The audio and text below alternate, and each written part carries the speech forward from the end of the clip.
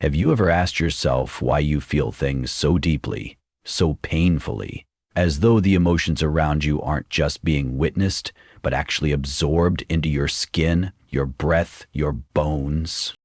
You've come here in search of something, perhaps clarity, perhaps healing, but maybe you're still unsure of the exact shape of that longing. What you do know is this: your emotions often don't feel entirely your own. You carry pain that was never meant to be yours, and you do so quietly, instinctively. You feel the unspoken ache in the room before a single word is said. You carry invisible weights, and still, you call it a gift. You've been told it's empathy, that it's your strength, but pause with me, truly pause.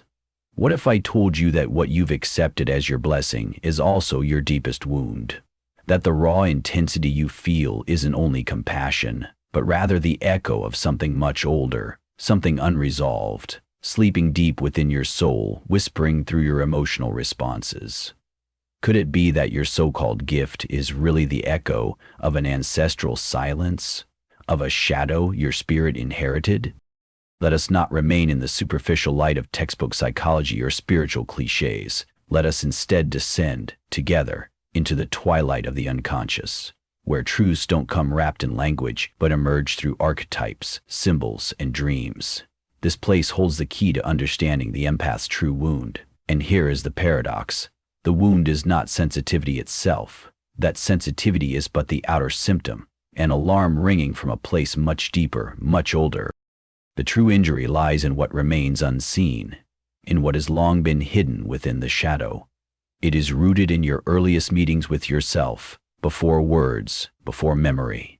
This wound is not marked by a dramatic event, but by the quiet weight of expectation. It is wrapped in sacrifice and sealed in silence. For so many empaths, childhood was not a sanctuary of emotional celebration, but a battlefield of energetic negotiation. Your sensitivity was not nurtured, it was demanded. You were not praised for noticing too much, you were burdened by it.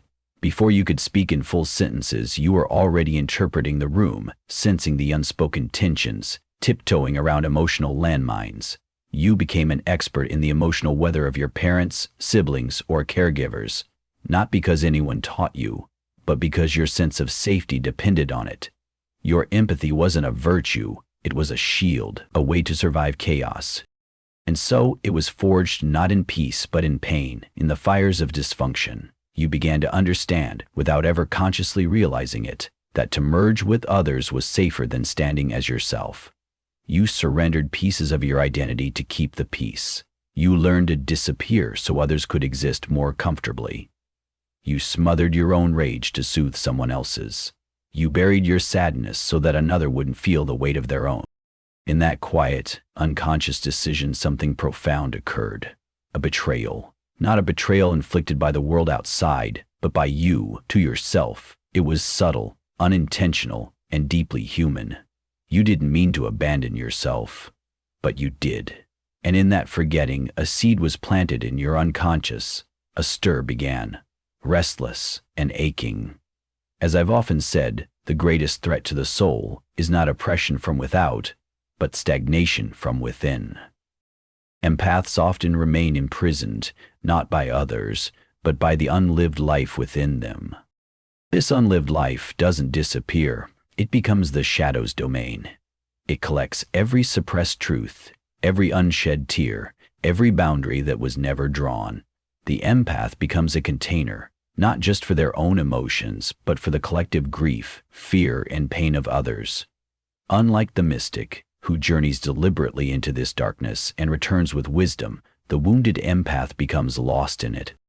They begin to confuse emotional absorption with connection. They mistake pain for proof of love. In this inverted worldview, love becomes synonymous with suffering. Compassion becomes synonymous with crucifixion. And this distortion must be exposed. Empaths are not merely people who feel too much. They feel everything, except themselves. And that, dear listener, is not empathy. It is enmeshment. It is the unconscious belief, if I disappear, you will finally see me. If I vanish, you may finally exist. And what else could that be but the very first wound? The trauma of the unseen child, the one who was never mirrored, never validated, never allowed to take up space without being made to feel guilty for it. In dream after dream, this inner pain surfaces. The empath often dreams of drowning, of water surging over them, endless and uncontained. They dream of houses without doors, of skin stretched too thin to hold form, of mouths that try to speak but make no sound. These aren't simply bad dreams. They are psychic cries for help. The unconscious mind speaks in symbols, and it never lies. Each of these images is a question, silent, desperate. Where am I? What happened to me? Where did I go? You might recall the image of the martyr, the saint who suffers on behalf of others, who carries the weight of the world's sorrow on their back. Society often praises this figure, but the unconscious sees differently. In its ancient language, this is no saint. It is a mask, a persona, worn to survive. Beneath the mask lies rage, not the rage of violence, but the rage of having always been the giver, the one who offers, who softens, who sacrifices. And that rage? It too is sacred. It is the longing to reclaim the forgotten self, the self who once knew what it was to simply be, before sacrifice became a form of love. And yet even this rage is a longing to return to the self, to reclaim what was abandoned in the name of harmony. I have spoken much about the process of individuation, the sacred journey toward wholeness. For the empath, this journey is not about rejecting their gift, nor about silencing their deep sensitivity. Rather, it is about reclaiming something that was lost long ago, their right to boundaries. You see, the true self cannot be discovered through fusion with others. It does not emerge from becoming one with someone else's emotional storm. The self in its truest form can only be encountered in separation. The ego must first learn to say, I, to declare its own presence, its own needs, before it can ever dissolve into the collective with integrity. The empath, too, must reclaim their sacred Noah boundary forged in truth, before their yes can carry any meaning or power. Let us look deeper into where this pattern truly begins. For it is not born in adulthood. It is born much earlier, often in silence. Many empaths were once children raised by emotionally immature, unavailable, or even narcissistic caregivers. To grow up in such an environment is to become hypersensitive to what remains unspoken. These children quickly realize that their own needs are not welcome, that their emotions are too much, too loud, too inconvenient. So what do? They bury them. They act like they're not there. They disown their needs in order to maintain connection, and this silent dismembering of the self becomes an invisible wound, so quiet that years later, even the adult cannot hear its cry. And this is why the empath so often finds themselves in imbalanced relationships, always giving, always understanding, often paired with takers who offer little in return. This repetition is not masochism. It is not weakness. It is the unconscious mind attempting to resolve the original pain, the aching need to finally be seen, finally be chosen. But the unconscious is not sentimental. It does not romanticize your longing. It will continue to lead you into the same dynamic again and again until you awaken, until you reach into the shadows and retrieve the part of yourself you had to abandon just to survive. Have you ever noticed how empaths are repeatedly drawn to the wounded, to the addict, the angry, the lost soul drifting through life? This pull is not random. It is not fate. It is projection. The empath sees in the other what they have not yet dared to see in themselves. They want to heal others because they are still yearning to heal the fractured pieces of their own inner story. But here is the painful truth. You cannot rescue your inner child by saving everyone else. That door will never open from the outside. You must turn inward. You must step into the dream you've been avoiding. You must face the image of the house with no doors, and then you must build one with your own hands. When I say that Jung saw it first, I do not mean to elevate myself, but to direct your gaze toward the ancient patterns that bind us. I spent my life observing these sacred wounds, particularly the empath's wound, which is the wound of the unprotected animal. It is the inner feminine, the anima, laid bare to a world that values productivity over presence, logic over feeling. She is stretched thin, overexposed, always pouring, always nurturing, never receiving. And when this inner feminine is violated or neglected, the inner masculine, what Jung called the animus, either vanishes or becomes a tyrant. Without that inner masculine structure, there is no shield to protect the softness, no inner father to hold the gate. And so the outside world comes crashing in, overwhelming the soul in its most vulnerable places. This is why the empath must build the inner father, but not the punishing father of dogma or patriarchal rule. No, the sacred father, the one who watches over the soul, who holds its edges, who honors its silence. Only when this guardian is in place can the inner mother, the anima, truly give birth to intuition without being crushed by it. Only then can feeling evolve into wisdom instead of drowning in raw sensation. You were not born to disappear inside someone else's sorrow. You were not created to be a mirror that reflects others endlessly, but never catches your own reflection. You are here to live your own essence, fully, unapologetically. Empathy without individuation is martyrdom. But empathy with individuation, that is mastery. It is the rare and sacred ability to feel deeply without losing yourself in the process. It is the art of communion, of connection, without fusion or collapse. In my clinical work, I have witnessed transformations that seem to defy logic.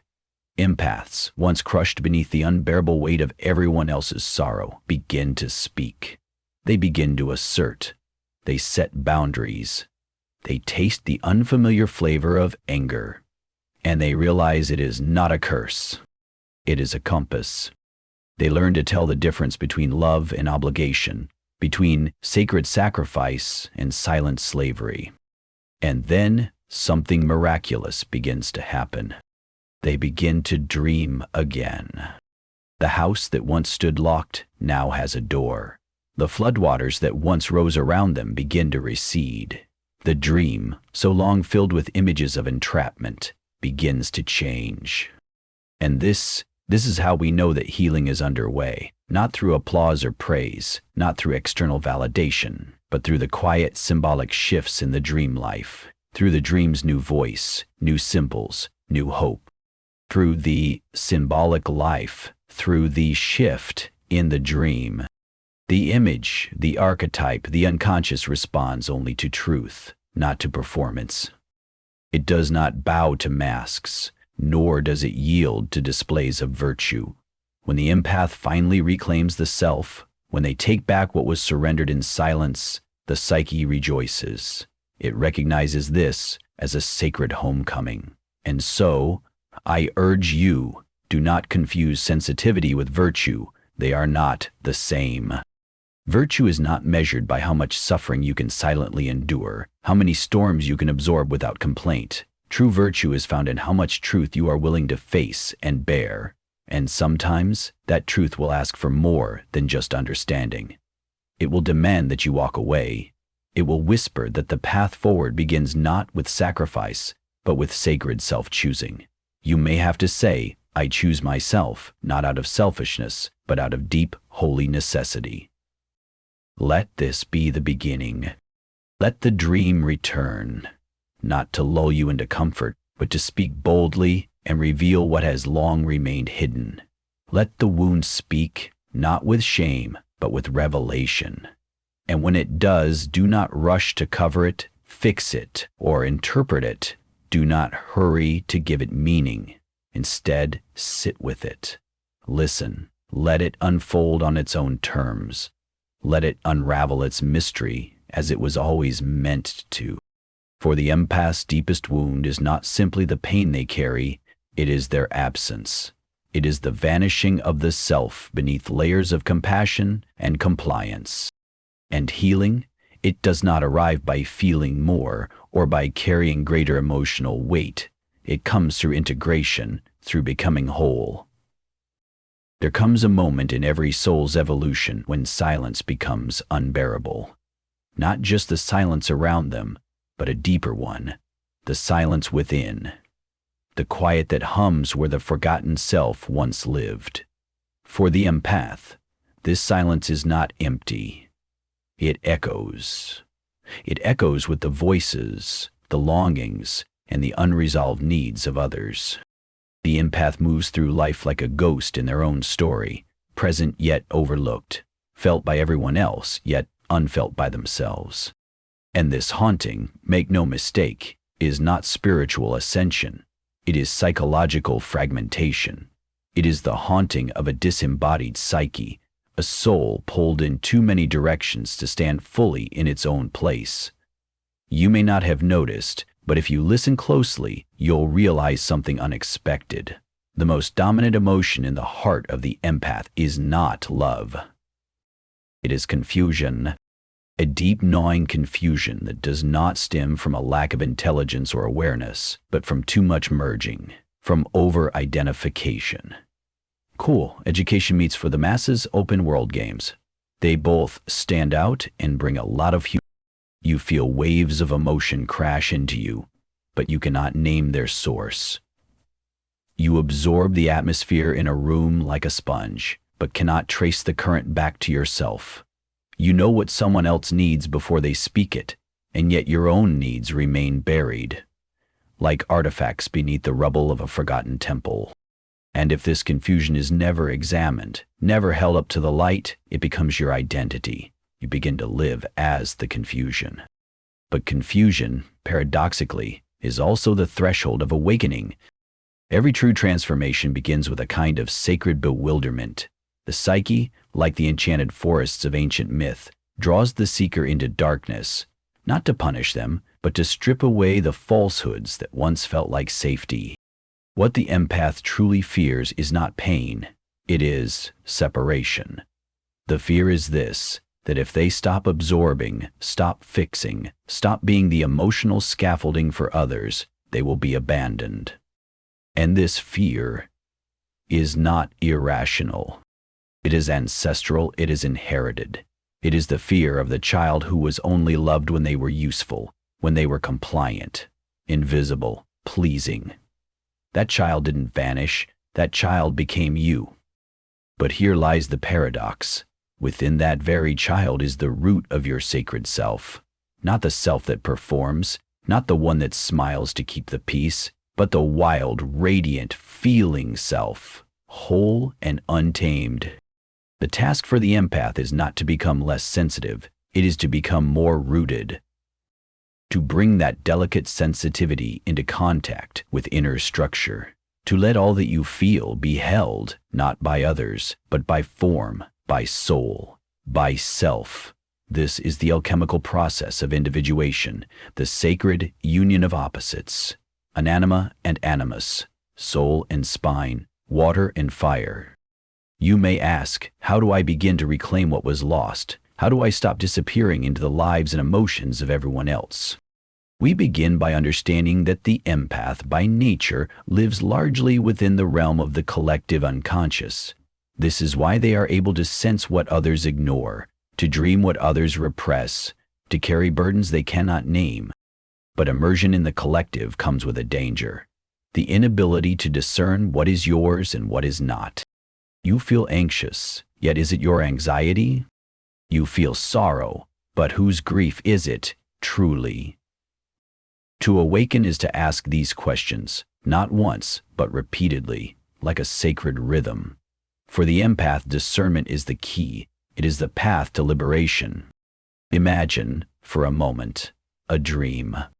A woman steps into a long hall filled with mirrors. Each mirror reflects a different version of her. One smiling, another weeping, another screaming in silence.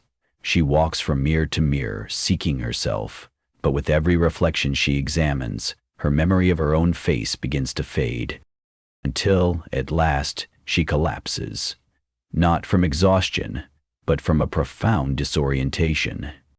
This dream, which I have seen countless times in my patients, is the dream of the lost empath. The one who has carried so many masks, mirrored so many faces, absorbed so many truths that were not hers, that now, standing before her own reflection, she no longer knows who she is. She has blended into the emotions of others for so long that her own presence feels like a fading outline. Now, imagine the same dream, but slightly altered. This time, the woman carries a candle, a soft flame trembling in the dark. With each mirror she approaches, she pauses and asks, "Is this me?" She watches how the flame responds. If the flame flickers wildly or dims, she knows. This face, this reflection belongs to someone else. But when the candle burns steady and unwavering, she recognizes herself. She whispers, "Yes, this one is mine." This is the dream of awakening. The candle is consciousness. The flame is discernment. The mirror is projection. And projection, in the language of the psyche, is the mechanism by which we come to see our inner world reflected in the outer one. For the empath, the danger lies not only in absorbing others' pain, but in projecting their own unmet needs onto others, and then trying to fulfill those needs by healing or fixing someone else. But here is the hard truth. No matter how deeply you love, or how fiercely you try to save another, you will never retrieve the part of yourself you have abandoned. But the only road that leads to wholeness is the road inward, and that road, it is not smooth. It is not lit with easy answers. It will ask you to confront your shadows, the pieces of yourself you labeled too angry, too needy, too much, or too selfish to be loved. But what if I told you something else?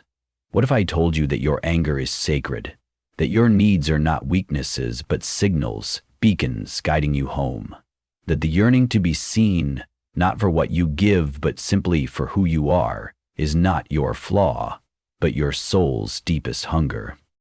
You must make a home for these exiled emotions.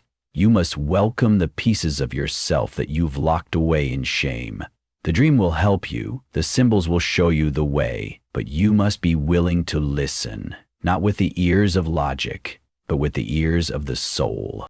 And you must stop waiting for someone else to arrive and rescue the self you once left behind. No law, no therapist, no guru or teacher can do this part for you. They can hold space, yes, but only you can enter it. You must sit with the pain, not as a victim seeking pity, but as a witness reclaiming truth.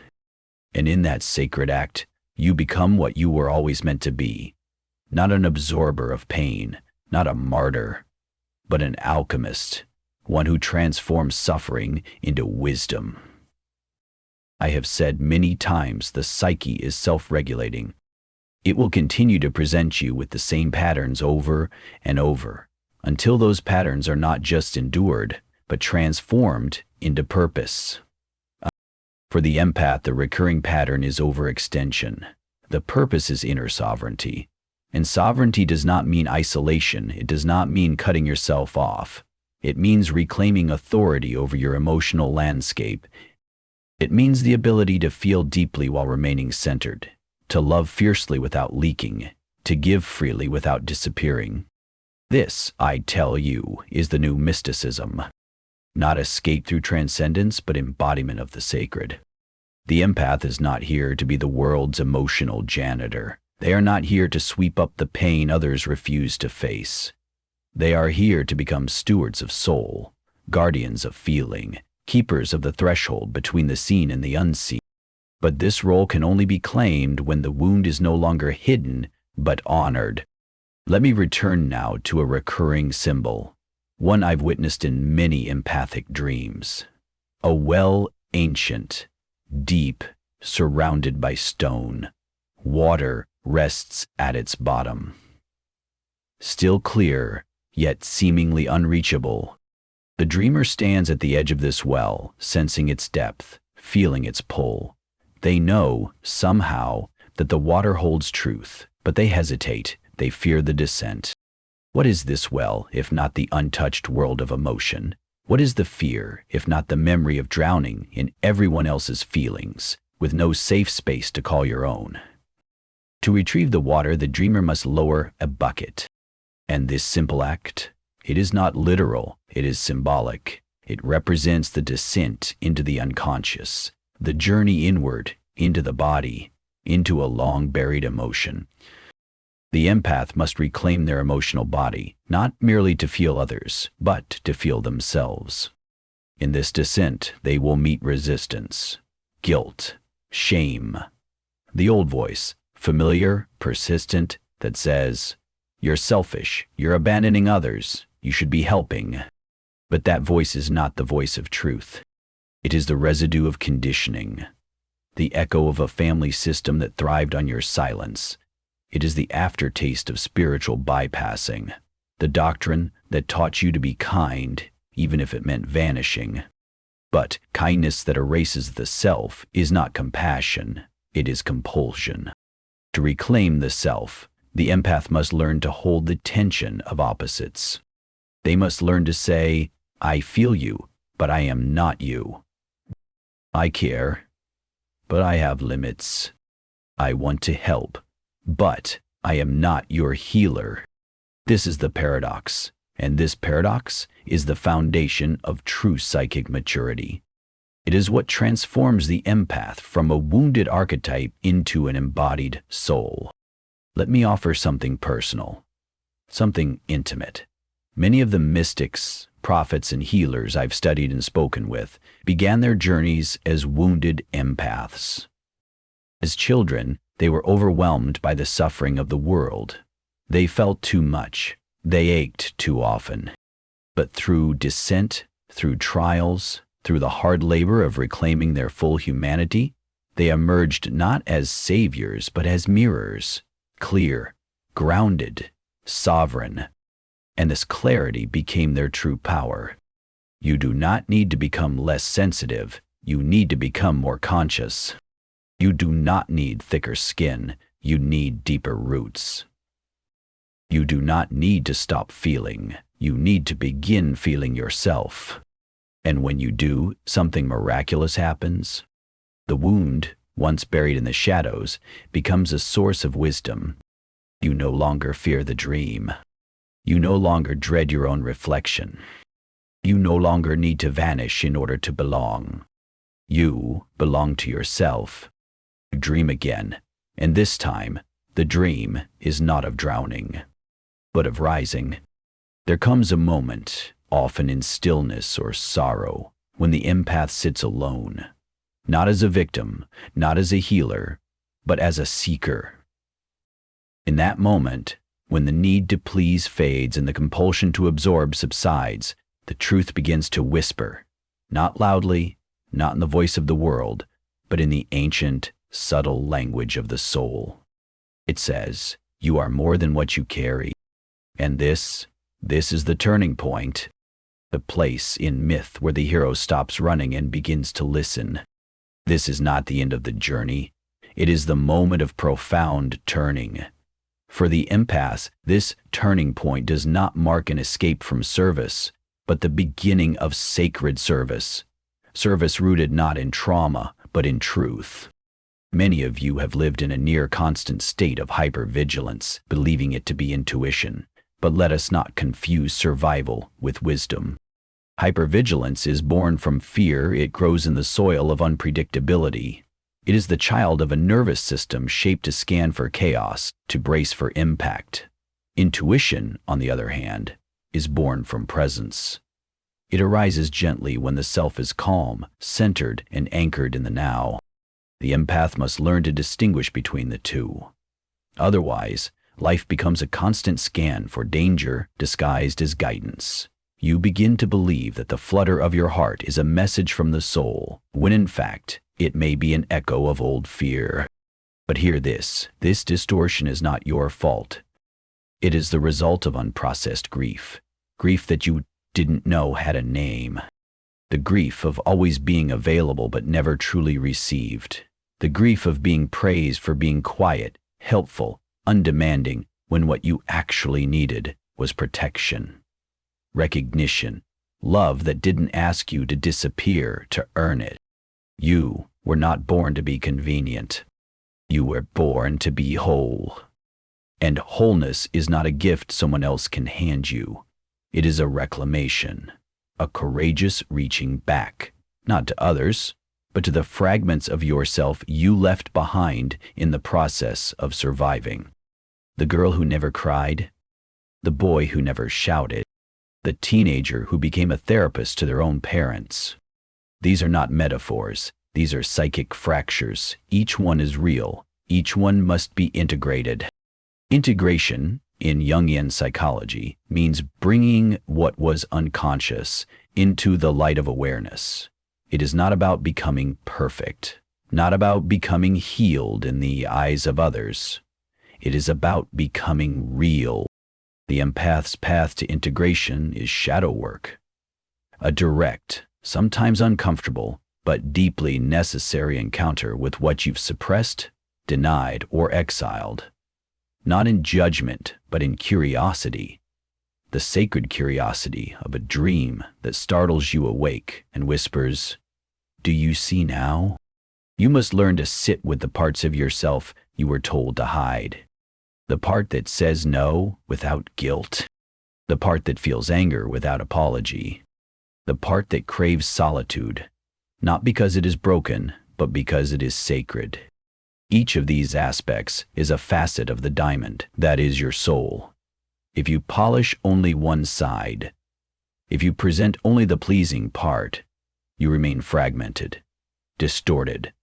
But when you honor all of who you are, the light comes back. The soul becomes luminous again.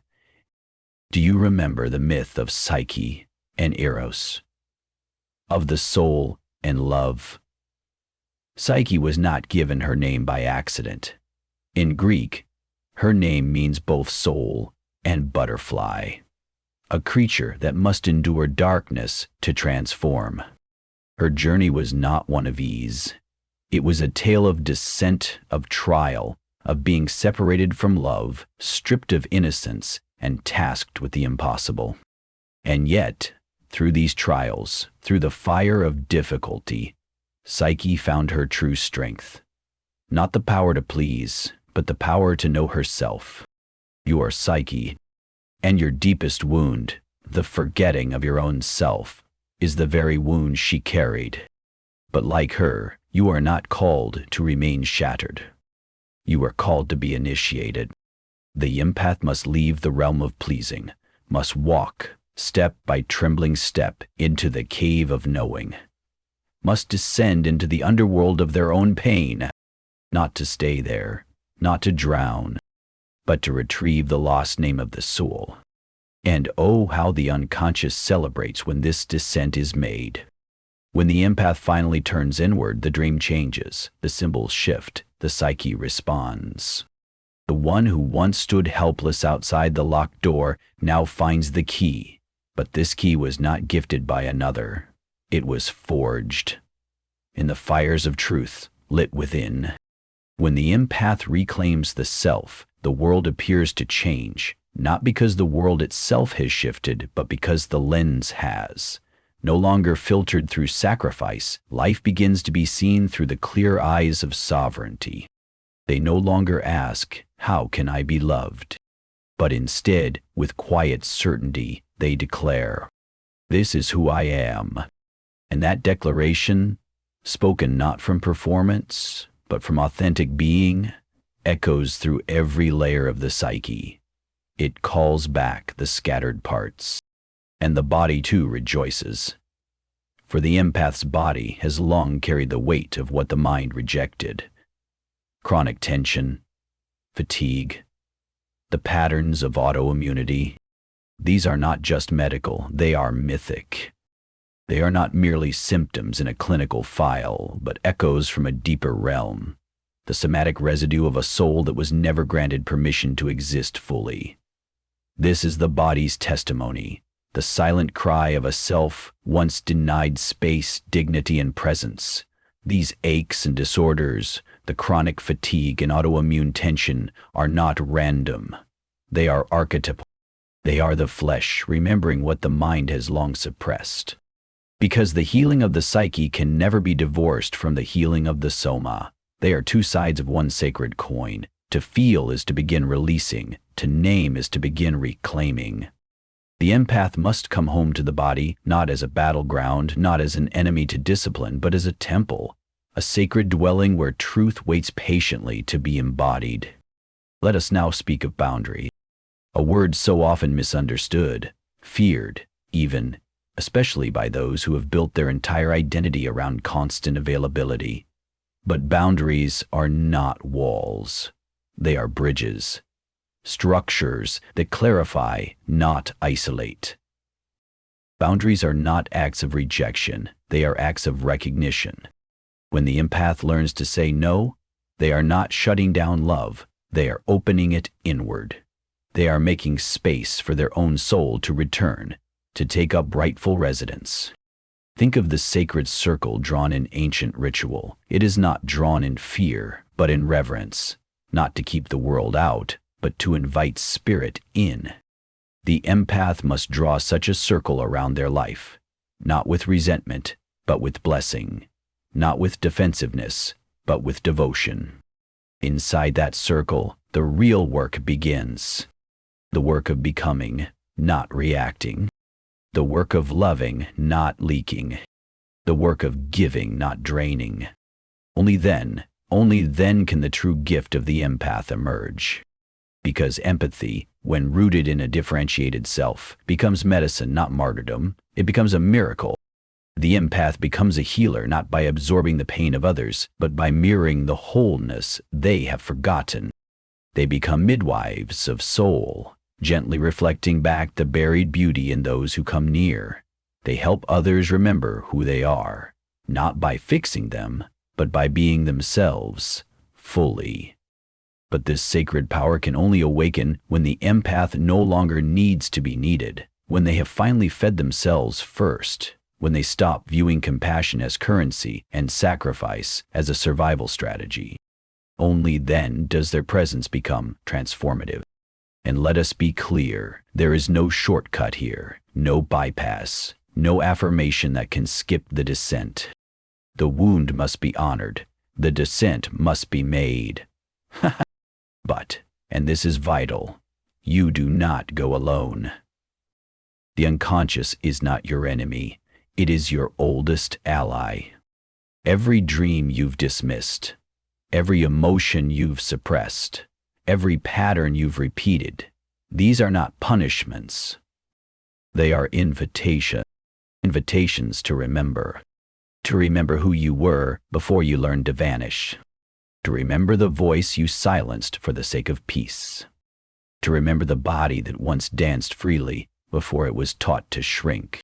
To remember the soul that came here, not to suffer, but to shine.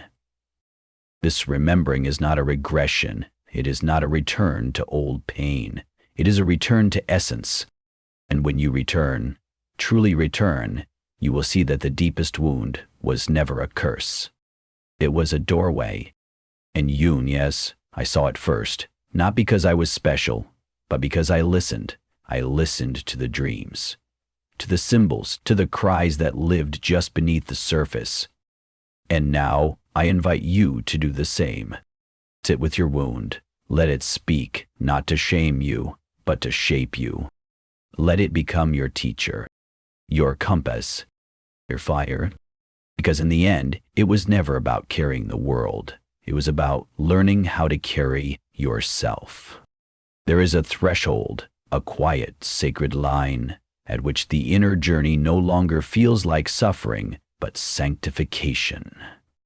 It's not that the pain disappears, it's that meaning emerges from within it. They speak in words themselves. When the empath finally stands in their own soul space, they begin to understand something astonishing. That every sorrow, every heartbreak, every wound was part of a much larger alchemical process. The slow, sacred transmutation of a fragmented self into a living symbol of wholeness. This This is the mystery the modern world so often misses. Your wound is not just yours. It is archetypal. You carry the myth of the wounded healer, the sacred bearer of insight born from initiation. Not because your ego chose it, but because the soul, in its unknowable depth, seeks wholeness above all things, even if it must lead you through fire to find it. So let us return for a moment to the dreamscape, that rich symbolic landscape where the soul speaks freely. Do you remember the image of the well, the descent into water to retrieve what was lost, what was true? There is a new image now. It is night. The forest is older now, thicker, its branches reaching like fingers, its air almost breathing.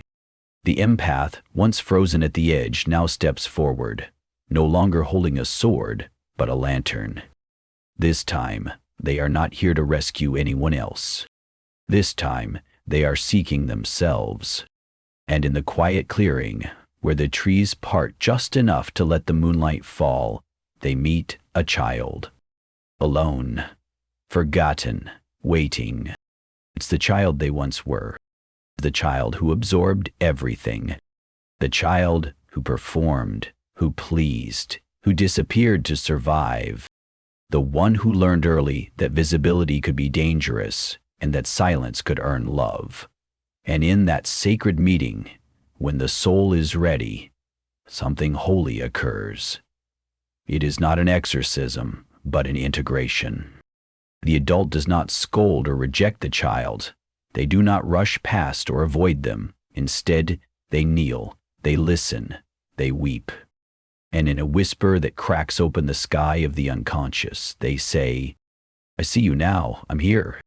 When this moment happens, it is not fantasy or wishful thinking. It is not a mental projection. It is a psychic event, an initiation. It doesn't unfold in the mind but in the heart, where all true transformation begins. Do not underestimate what it costs to reclaim the lost child. It requires profound courage. The courage to finally feel what you have spent decades trying not to feel. The grief of having missed your own life. The anger, yes, the sacred rage at the systems, the families, the doctrines, the religions that taught you that self-erasure was noble, that disappearing was holy. And deeper still lies something even more raw, the longing. The aching, nearly unspeakable longing to be known, not for what you provide, not for how easy you are, but for who you are when no one is watching, for being real. You cannot bypass this mourning. You must feel it. Riot. Shake it. Burn it if you must. And when it has moved through you, like a storm that levels everything false, something astonishing remains. Space. A vastness inside your soul, a space that has always been yours, but had been sealed beneath survival. It is space for your own voice, your own color, your own hunger, your own joy.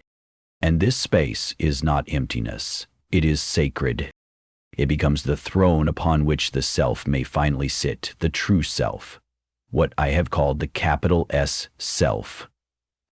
Not the polished persona you created to stay safe, not the mask you wore to earn affection, but the totality of who you are, conscious and unconscious, light and shadow, past and potential.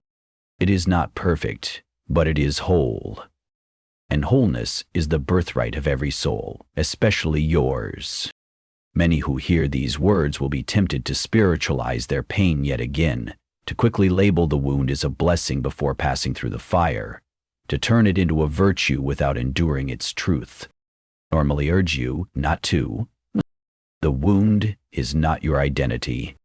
It is your portal. Your calling is not to become defined by your suffering, but refined by it. Not to become trapped inside your story, but to rise as the storyteller. This is why myth matters, why dreams matter, why symbols and ritual matter. Because true healing is not a checklist, it is a rebirth, a ceremony of soul. And every empath must, at some point, step into the role of priest or priestess of their own inner temple. When you step into that role, not as martyr, not as savior, but as soul, you begin to understand a power you've always had. Not power over others, but the power to remain yourself in a world that profits from your fragmentation. Empathy in its highest form is not emotional fusion, it is soul attunement. It is the sacred capacity to hold another's sorrow while remaining rooted in your own joy, to witness pain without becoming it, to walk into the chaos of others without abandoning your own inner stillness. That is not just healing, that is mastery. And you, wounded empath, are capable of it. The world may never thank you for choosing yourself. It will keep rewarding your self-abandonment. It will applaud your kindness, your flexibility, your light, but only so long as it doesn't disrupt the status quo. But you are not here for praise. You are here for truth. And truth, my dear, has never been convenient. To speak your truth may cost you the roles you once played, the relationships that fed on your silence, the masks that made you feel safe. But what you gain in return is something the world can neither offer nor take away. Your soul, whole and sovereign. I would like to leave you with an image, one that has visited me often in the dreams of the awakened empath.